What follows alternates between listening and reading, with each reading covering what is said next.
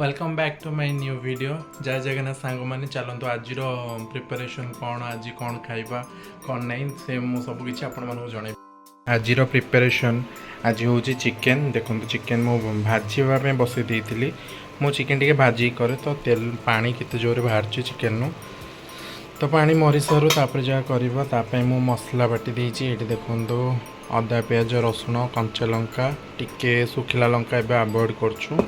तो ये भात पानी बसाई इंडक्शन में पानी फुटिले चाउल पड़ो बास एति ही चिकेन तो ये प्रिपरेशन चलती सारापर मुझे देखेबी जमती देखिपे ये बढ़िया से पूरा चिकेन टा भाजी पूरा रेड रेड्र तापर मुझे कौन करमी ये चिकेन टाक बाहर करदे मैंने भाजी मैंने ओभर भाजी टे देखो हाड़ फाड़ बाहरी कमती चिकेन नु सांग मैंने ये देखिपे मो तेल मैंने भाजी सरला भाजी की मुझे बाहर कर देती चिकेन आलू तापर ये तेल गोटे तेजपत्र किसी पियाज आ डालचीनी गोटे गुजराती गोटे भल बास्ना फ्लेवर पे नहीं ताको भाजी नौ ये देखो भात आमर चाउल पड़ सारी तो चलतु आगू कौन कौन हो कहूँ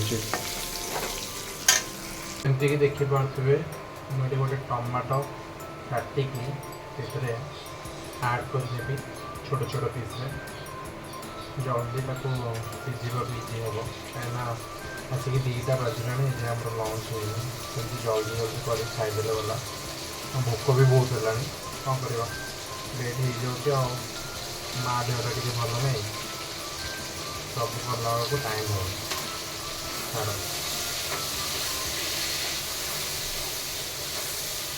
बाटिक जो मसला रखी भी देदेवी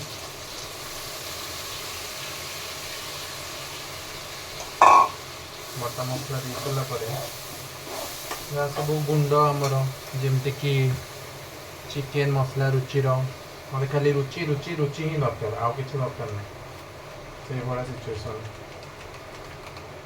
गुंड दे सारापर आम देदबा रेड चिली पाउडर कहीं सुखा लंका जेहतु बाटिनी आईस पड़गला धोया पड़ो रेड चिली पाउडर गोटे चमच देदेली यहाँ रहा जीव धोई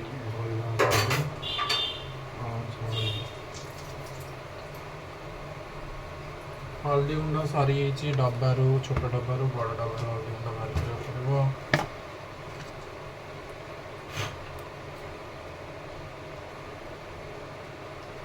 हल्दी देदबा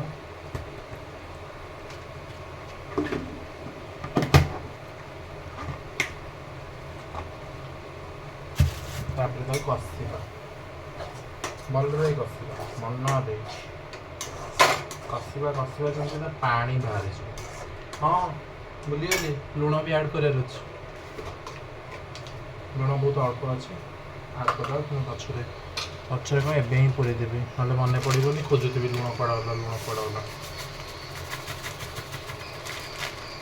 आमर एमती जरी रहे जो सरी जाए डबार आम से भर्ती कर जी रहा आई थिंक लुण आउ टे दबा पड़ो कषि बढ़िया से जेकोसी आईस दरकार हो आप चाहिए कम तेल कम मसला करवा बहुत कष्ट हेनी तो मुझे कम तेल देकी कर ट्राए करी कहीं लगुनि भल हम जितना आउटे तेल मुझे आड करदेवी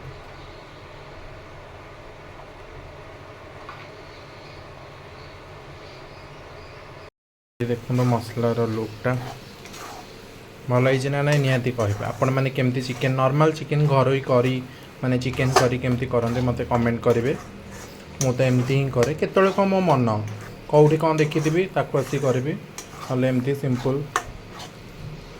ताकि छाड़ीदबा कवर करके कषि हाँपाई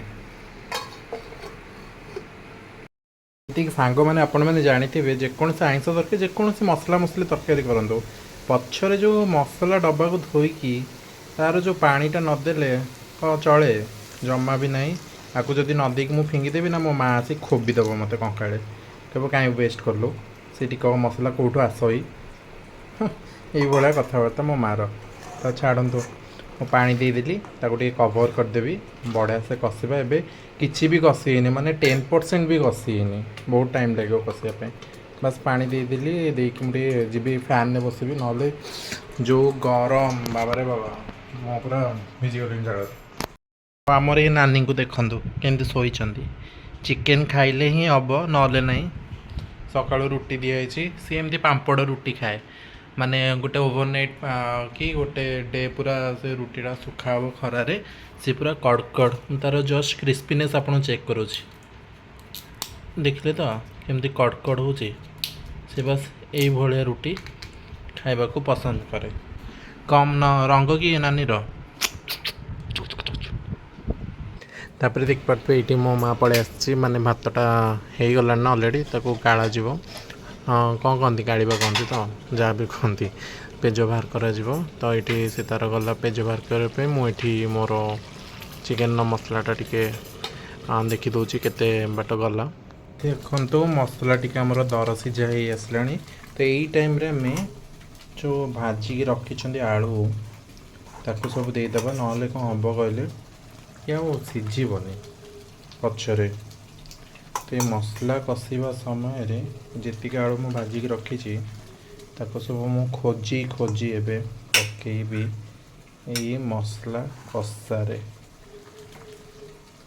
ନଦେଲେ ନ ଚଳେ, ଆଉ କ'ଣ କରିବା। ଚିକେନ୍ ଝୋଳଟେ ହେବ, ଆଉ ଆମ ଓଡ଼ିଆ ମାନେ ଆଳୁ ନ ଖାଇଲେ କେମିତି ଚଳିବ କହିଲେ।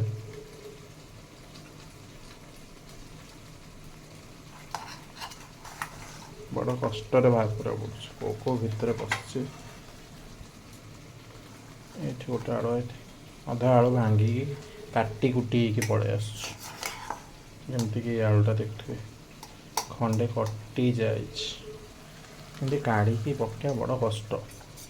ଖୋଜି ଖୋଜି ଲୁଚକାଳି ତ, ଛୋଟବେଳେ ଯେଉଁ ଖେଳନ୍ତିନି ଆମେ ଲୁଚାଲୁଚି, କେଉଁଠି ଅଛ ଖୋଜ, ସେମିତି ଏଇଠି ଆ ସାଙ୍ଗରେ ଚିକେନ୍ ସାଙ୍ଗରେ ମୋତେ ଲୁଚକାଳି ଖେଳିବାକୁ ପଡ଼ୁଛି। ଚିକେନ୍ ଭିତରୁ ଆଳୁ ବାଛ, କ'ଣ କରିବା, ଛାଡ଼ନ୍ତୁ। ଆଇ ଥିଙ୍କ ସବୁ ମୁଁ ବାହାର କରିଥିଲି, ହଁ ସବୁ ବାହାରିଗଲା। ଏବେ ଆ ଭିତରେ ତାକୁ କଷିଦେବା। ଏଇଟା ଦେଇକି ମୁଁ କଭରଟା ଦେଇଦେବି ଆଉ। ତାକୁ ଦେଖନ୍ତୁ ପଳେଇ ଆସିଲା ଏଇଠି। ଏଇଠି କାହାକୁ ଦେଖିବୁ କେଣି ଗେଟ୍ ପାଖରେ, ଏଇଟା ଆମ ପଛପଟ ଗେଟ୍। ଆମ୍ବ ପଡ଼ୁଛି ଗୋଟେ ଗୋଟେ, ଏମିତି ଦେଖିପାରୁଥିବେ। ଗେଟ୍ ତାଲା ପଡ଼ିଛି, ଖୋଲିକି ଦେଖାଇ ପାରିବିନି, ଏମିତି ହିଁ ଦେଖୁଛି। ଦେଖନ୍ତୁ ଦେଖିପାରୁଥିବେ ସେଇଠି ଗୋଟେ ଆମ୍ବ ପଡ଼ିଛି, ଏଇଠି ଗୋଟେ ଆମ୍ବ ପଡ଼ିଛି, ଏମିତି। ଏଇଟା ଆକ୍ଚୁଆଲି କ୍ୱାର୍ଟର ଘର ଆମର। ଏଇ ପଛପଟେ ଆମର ଆମ୍ବ ଗଛ ଗୋଟେ। ମିଠା ନୁହଁ ମୋ ଆମ୍ବଟା, ବଡ଼ ଖଟା, ମାନେ ଉପରୁ ଉପରୁ ମିଠା ଲାଗିବ, ଆପଣ ଭିତରୁ ଯେତେବେଳେ ମଞ୍ଜ ପାଖକୁ ପହଞ୍ଚିବେ ବହୁତ ଖଟା ଲାଗିବ। ସେଇଥିପାଇଁ ମୁଁ ଖାଏନି, ମୋତେ ଭଲ ଲାଗେନି ଆମ୍ବ। ମୁଁ ଏମିତି ପଡ଼ିକି ଥାଉଛି, କିଏ ଆସିକି ନେଉଛନ୍ତି ବି। ମାନେ ଏଇଟା ଆମର ଏକୁଟିଆ ଗଛ ନୁହଁ ନା, ସମସ୍ତଙ୍କର ଏଇଠି 3 ଘର ରହୁଛନ୍ତି ଆମ ଉପରେ, 3ଟା ଫ୍ୟାମିଲି। ତ ସେମାନେ ବି କେତେବେଳେ କେତେବେଳେ ଆସିକି ନିଅନ୍ତି। ତ ଏମିତି ଆଉ। ସେପଟେ ଯେଉଁ ଘର ଦେଖୁଛନ୍ତି ସେଗୁଡ଼ା ସବୁ ପ୍ରାଇଭେଟ୍ ଘର, ଏ ପାଚିରି ଏପଟେ ସବୁ ଗଭର୍ଣ୍ଣମେଣ୍ଟ କ୍ୱାର୍ଟର୍ସ। ତ ଇଏ ମ୍ୟାଡ଼ାମ୍ ପଳେଇ ଆସିଲେ ଏଇଠିକି, କ'ଣ ଦେଖିବାକୁ କେଜାଣି। କ'ଣ ଦେଖୁଛ ମ୍ୟାଡ଼ାମ୍? ହଁ ମ୍ୟାଡ଼ାମ୍ ଦେଖନ୍ତୁ କିନ୍ତୁ ଅନଉଛି। ଏଠି ଦେଖନ୍ତୁ ମସଲାଟା କେମିତି ବଢ଼ିଆ ସେ ପୁରା କଷି ହେଇ ଆସିଲାଣି। ମାନେ ଆଇ ଥିଙ୍କ 60% କଷି ହେଇଛି, ଆହୁରି କଷି ହେବ। ଯେପର୍ଯ୍ୟନ୍ତ କଢ଼େଇରୁ ମସଲାଟା ବଢ଼ିଆ ସେ ଛାଡ଼ିନି, ସେ ଯାଏ ଆମେ କଷିବା। ପୂର୍ବରୁ ଆପଣମାନେ ମୁଁ ଦେଖେଇଲିନି ଯେଉଁ ମସଲା ପକାଇ ସାରିଲା ପରେ ମୁଁ ଆଉ ଟିକେ ଏକ୍ସଟ୍ରା ତେଲ ଆଡ଼୍ କଲି। ତା ପଛରେ ଗୋଟେ ବଢ଼ିଆ ଷ୍ଟୋରି ମୁଁ କହୁଛି ଶୁଣନ୍ତୁ। ଯେତେବେଳେ ହାଇଦ୍ରାବାଦରେ ରହୁଥିଲି ମୁଁ, ମାନେ ପ୍ରିଭିୟସ୍ ଇୟର୍, ମାନେ ପଛ ବର୍ଷ 2000, ଏଇଟା କ'ଣଟା ଚାଲିଛି 24 ଚାଲିଛି, 23ରେ ମୁଁ ହାଇଦ୍ରାବାଦରେ ଥିଲି ଗୋଟେ କୋଚିଂ ନେବା ପାଇଁ, ପଢ଼ାପଢ଼ି ଉପରେ ଗୋଟେ କୋଚିଂ ନେବା ପାଇଁ ମୁଁ ହାଇଦ୍ରାବାଦରେ ରହୁଥିଲି। ସେଇଠି ମୋ ଭଉଣୀ ରିମା ଆପା ରହେ। ତ ତାଙ୍କ ଘରକୁ ଆମେ ଯାଉ, ତ ମୁଁ ଟିକେ ଭଲ ଚିକେନ୍ କରେ ବୋଲି ସେମାନେ ମୋତେ ସବୁବେଳେ କହନ୍ତି, ଆଉ ଟିକେ ତୁ ଟିକେ ଚିକେନ୍ ରୋଷେଇ କର ଆମେ ଖାଇବା। ତ ମୁଁ କହେ ହଉ ଠିକ୍ ଅଛି ମୁଁ କରେ। ଆଉ ସେ ଟିକେ ହେଲ୍ଥ କନସିୟସ୍, ତ ସେ ଟିକେ କମ୍ ତେଲ, କମ୍ ଲଙ୍କାଗୁଣ୍ଡ ଏସବୁ ୟୁଜ୍ କରିବାକୁ ଭଲ ପାଏ। ତ ସେମାନେ ଯେତେବେଳେ ମୋତେ ମସଲା ଛାଡ଼ି ଦେଇ ଯାଆନ୍ତି, ଆଉ ତୁ କଷେ ଆଉ ଆମେ ଆସୁଛୁ, ମାନେ ସେମାନେ ଟିକେ ଫ୍ୟାନ୍ରେ ବସିବାକୁ ଯାଆନ୍ତି ଯେଉଁଠି ବି କିଛି ବି ଅଲଗା କାମ କରିବାକୁ ଯାଆନ୍ତି ମୁଁ ସେତେବେଳେ କ'ଣ କରେ ନା ଆଉ ଟିକେ ତେଲ ଆଡ଼୍ କରିଦିଏ। ସେମାନେ ଆଜି ଯାଏଁ ଜାଣିନାହାନ୍ତି ମାନେ ସେମାନେ କହନ୍ତି ଆରେ ଆମେ କମ୍ ତେଲ କରିଥିଲୁ ଏମିତି କ'ଣ ତେଲ ଉପରେ ଭାସୁଛି ଏମିତି ତେଲ ଭାସିବା କଥା ନୁହଁ। ମୁଁ କହେ ଆରେ ଚିକେନ୍ରୁ ତେଲ ବାହାରିଛି ଏ ବୁଝିବ ନା ଆଉ ଚିକେନ୍ରୁ ତେଲ ବାହାରିଛି ମୁଁ ଏମିତି ହିଁ ତାଙ୍କୁ କହିକି ମଣ୍ଡେଇ ଦିଏ। ଆଜି ସେମାନେ ଯଦି ଭିଡ଼ିଓ ଦେଖିବେ ସେମାନେ ମୋତେ ବାଡ଼େଇବେ କହିବେ ଶଳା ଚିକେନ୍ରେ ପଛରେ ଆଡ଼୍ କରୁଥିଲୁ ତେଲ। ଦେଖନ୍ତୁ ଏବେ ଆସିଛି ହିରୋଇନ୍ ଆମର ଆଇଁଷର ଏଇଟା କ'ଣ ଜାଣିପାରୁଛନ୍ତି ତ ଚିଙ୍ଗୁଡ଼ି ଶୁଖୁଆ ଯେଉଁଟାକି ମୋ ମାଆ ଖାଇବ କାହିଁକିନା ସେ ଚିକେନ୍ ଖାଏନି ମାଛ ଫାଛ ଆସେ ତା'ର ନହେଲେ ନାହିଁ ଏମିତି ଟିକେ ଶୁଖୁଆ ଥାଏ ଖାଇବା କଥା ନୁହଁ ତା ଦେହ ଖରାପ ତଥାପି ହଁ ନାହିଁ ଆଉ କ'ଣ କରିବା ଚଳିଦେବା ଟିକେ ଆଉ ଗରମ ହେଇଗଲା ଆମେ ଟିକେ ଶୁଖୁଆଟାକୁ ଆଡ଼୍ କରିଦେବା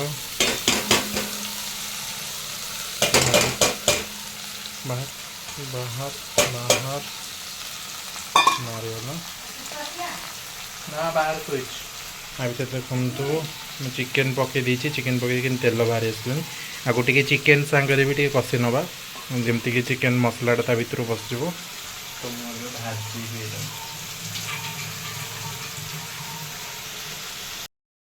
ଯାହା କୁହନ୍ତୁ ଶୁଖୁଆର ଗୋଟେ ବାସ୍ନା ଅଲଗା ଗୋଟେ ଫ୍ଲେଭର୍ ଅଲଗା ମାନେ ପଡ଼ୁ ପଡ଼ୁ ଯେଉଁ ବାସ୍ନା ଯେଉଁ ମହକ ମଜା ଆସିଗଲା ମୋତେ ତ ବହୁତ ଭଲ ଲାଗେ ଶୁଖୁଆ ଖାଇବାକୁ ଏଇ ହାଇଦ୍ରାବାଦରେ ମାନେ ପ୍ରାୟ ମିଳେ ଗୁରୁବାର ନା ବୁଧବାର ସରି ରବିବାର ମିଳେ ମୁଁ ରବିବାର ଆଇଁଷ ଖାଏନି ରବିବାର ସେଇଠି ମାଛ ଫାଛ ଆଇଁଷ ଫାଇଁଷ ମିଳେ ତ ମୁଁ ତ ଖାଇପାରେନି ଏତେ ତ ଏଇ ଚିଙ୍ଗୁଡ଼ି ଶୁଖୁଆ ରିମା ବାପା ନେଇକି ରଖିଥାଏ ସିଏ ଏମିତି ବୁଧବାରିଆ ହେଲେ ଭାଜି ଭୁଜିକି ପଖାଳ ଖାଉ ତାର ମୋର ସେ ମୋତେ ଡାକେ ଆଜି ପଖାଳ ଖାଇବା ତ ଏମିତି ଆମେ ଖାଉ ଆଉ ବହୁତ କିଛି ହାଇଦ୍ରାବାଦର ଷ୍ଟୋରି ଅଛି ଛାଡ଼ନ୍ତୁ ମୁଁ ଆକୁ କଷିବି ଏବେ କଷିବା କଢ଼େଇ ଘୁଞ୍ଚିବାକୁ ଫୋନ୍ ନ ରଖି କଷିଲେ ହେବନି କଷିବାଟାକୁ କଷିବା ବଢ଼ିଆ ସେ କଷିବା ମନ ଦେଇକି କଷିବା ବଢ଼ିଆ ସେ କଷିବା ଏପଟେ ମୋ ଚିଙ୍ଗୁଡ଼ି ବି ମଜିବାକୁ ପଡ଼ିବ ନହେଲେ ଲାଗିଯିବ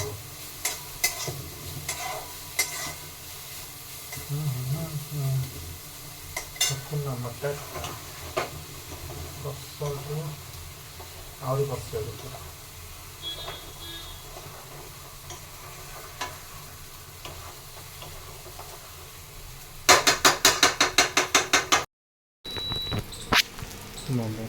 ମୋ ଫୋନ୍ ଯାଇଥାନ୍ତା କଢ଼େଇ ଭିତରୁ ଗଳି ପଡ଼ିଥାନ୍ତା ଫୋନ୍ଟା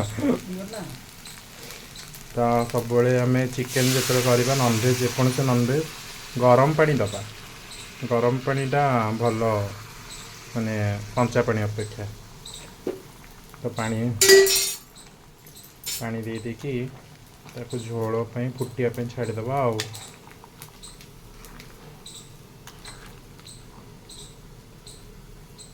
ଏତିକି ପାଣି ହେବ ନା ଆଉ ପାଣି ଦେବି ଟିକେ ଏତିକି ଝୋଳ ରହିବ ଦରକାର ଆଉ ଟିକେ ପାଣି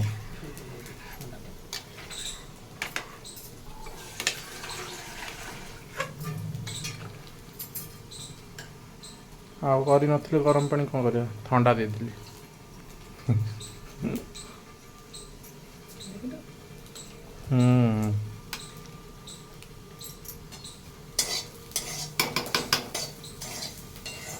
ସୁସୁ ପୁଣି ଖାଇବନି ପତଳା ଝୋଳ ହେଲେ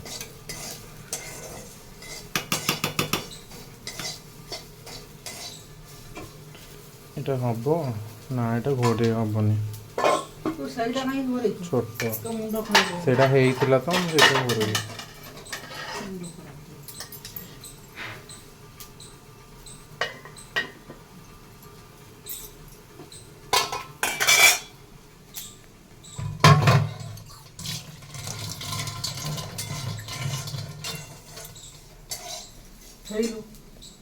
କ'ଣ ହେଇ କୁଆଡ଼େ ବୁଲୁଛୁ ଦେଖୁଛନ୍ତି ସେ ବଦମାସକୁ କୁଆଡ଼େ ଯାଇକି ବୁଲୁଛି କୁଆଡ଼େ ବୁଲୁଥିଲୁ କୁଆଡ଼େ କିନ୍ତୁ ତରତର ହେଇକି ଧରା ପଡ଼ିଛି ତରତର ହେଇକି ଘରକୁ ପଳେଇ ଆସିଲା କୁଆଡ଼େ ବୁଲୁଥିଲୁ କ'ଣ ଖାଉଛୁ କ'ଣ ଖାଉଛୁ କ'ଣ ଖାଉଛୁ ଏଇଠି ଆପଣମାନେ ଦେଖିବେ କେତେ ସୁନ୍ଦର ଲୁକ୍ ଆସିଛି ତ ମୁଁ ମୋର ନିଜର ଟିକେ ତାରିଫ କଲା ବେଳକୁ ମୋ ମାଆ ମୋତେ କେମିତି କମେଣ୍ଟ ମାରିବ ଆପଣମାନେ ଆଗକୁ ଶୁଣନ୍ତୁ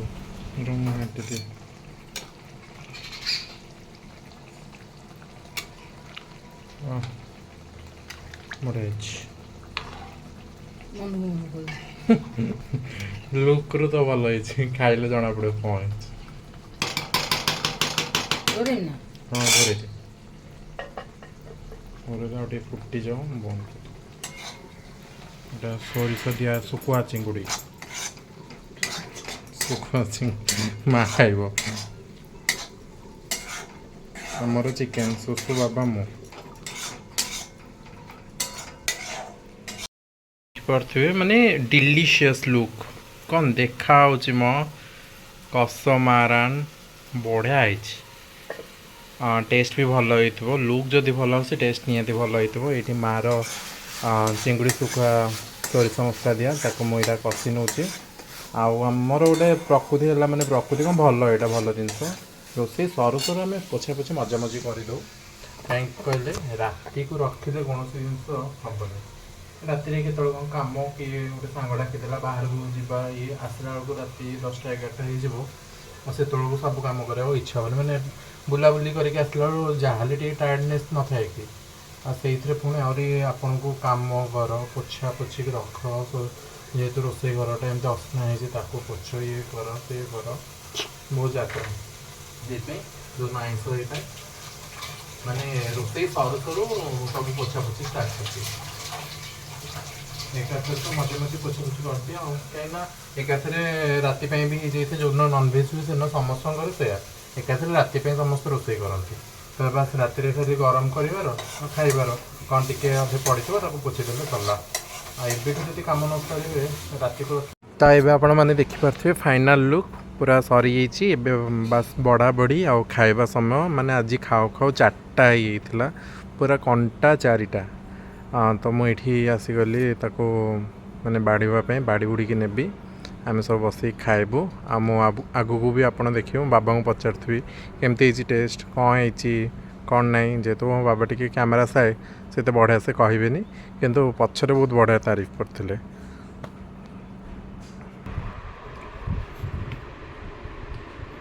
ରାଗ ହେଇଛି? ହଁ ରାଗ ଠିକ୍ ଅଛି, ଝୋଳ ଭଲ ହେଇଛି ତ?